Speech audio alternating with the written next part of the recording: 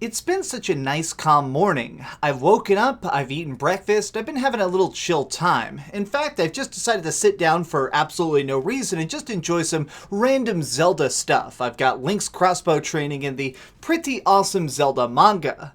Now to just try and relax and watch a little bit of this Nintendo Direct. What's that? They're making a new 2D Zelda based in the universe of freaking Crypt of the Necrodancer. Alright, we gotta talk about this. What's up gamers, DreamcastGuy here, and I just got done watching the latest Nindies. This is basically where Nintendo likes to come out and sort of get us excited about all the smaller projects, the stuff that's being made by independent creative developers. And I am absolutely losing my mind that we're getting another Crypt of the Necrodancer, and this one based in the Zelda universe. It is absolutely crazy that Nintendo even allowed them to make this, but honestly, now that I really kind of just analyze it, I think it does make a lot of sense. In case you never played the first Crypt of the Necrodancer game, it's basically like a rhythm-based hack-and-slash RPG where you're exploring dungeons, trying to get loot, and slowly upgrading your character. But the big thing is that it's very much based around the ideas of music as a power, and I've always thought that was really, really cool, and of course it leads to it having one of the best freaking soundtracks I've listened to in any indie game I've ever gotten a chance to play. Well, the weird thing about this sequel is that it's not actually called Crypt of the Necrodancer 2. Instead, it's got a heavy focusing on the Zelda universe. You can even play as freaking Link and Zelda and the original hero from Crypt of the Necrodancer 1. Now, the big thing to me that's really kind of interesting about this is that they decided to, instead of just calling this a direct sequel, it seems like they're trying to act like this is a reinvention of the franchise. And so they're calling it the Cadence of Hyrule.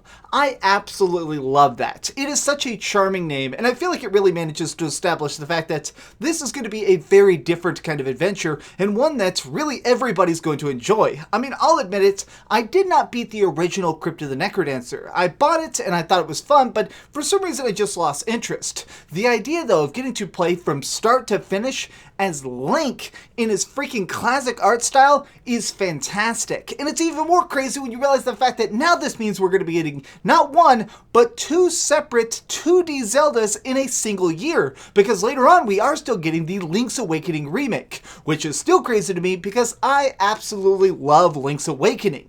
This is just showing us the fact that Nintendo is trying to make sure that 2019 is just as big as 2017 was. One of those times where every freaking 30 days there's just another big giant surprise release. And speaking of surprises, we gotta talk about what is by far the biggest reveal of this Nindies, which is the fact that Cuphead is indeed about to come out. Cuphead is going to be released on the Nintendo Switch in April, and holy heck, that is so rad. Now, I'm just saying, I've beaten Cuphead. I like it a lot, but I want to be able to play it on the go. And honestly, I know a lot of my friends don't own an Xbox and they're not really PC gamers, so personally, I'm really curious to see them take this on. I'm so curious to see my friends who are sort of just more about console gaming or more into Nintendo stuff actually picking this game up and doing their best to try and conquer it, because Cuphead is tough. I know everybody likes to try and act like they're the coolest, most hardcore gamer, but this game will legitimately murder the heck out of you,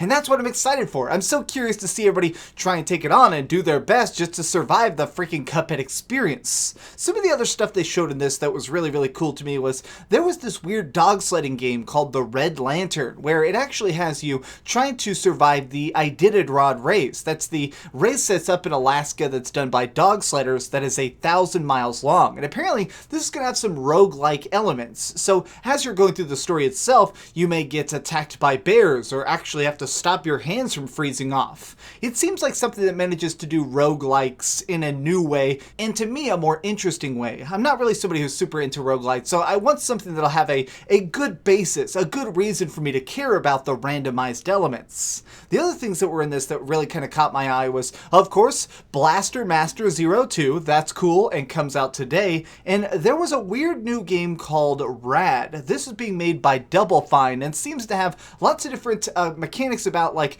trying to pick up different special powers and go through this cool apocalypse, and I'm kind of just excited to see what that's like. I think that this entire Nintendo Direct that was really cool is that it just kind of reminds me of we're going to be getting so many freaking games, even between the giant releases. In between stuff like Pokemon and Smash, you're still just going to have the release date absolutely crammed with all sorts of cool stuff. And now we even know stuff like Castle Crashers is about to come out. So really, I'm just saying that if you're somebody who just recently bought a Switch and you're going, okay, there's all this big stuff by Nintendo, what else is there? What else is being made that's supposed to just really get me invigorated and excited for this system?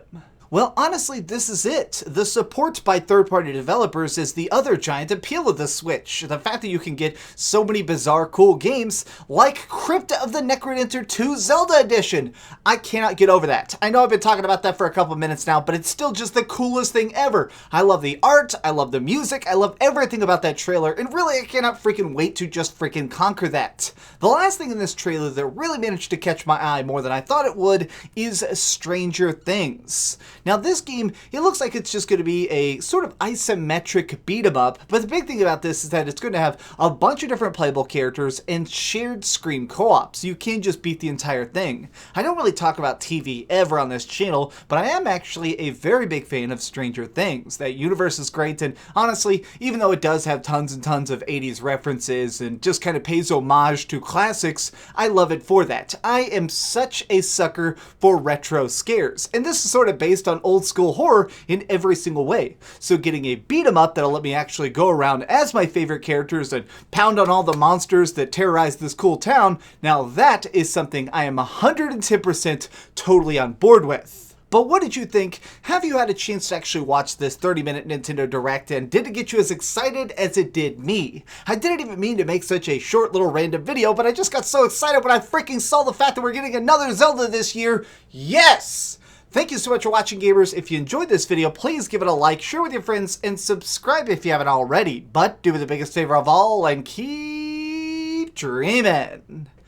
Woo boy! Alright, well, since I got nothing else to do for the rest of the day, I guess I'm going to edit this video and then play Link's crossbow training. Pew pew pew pew pew!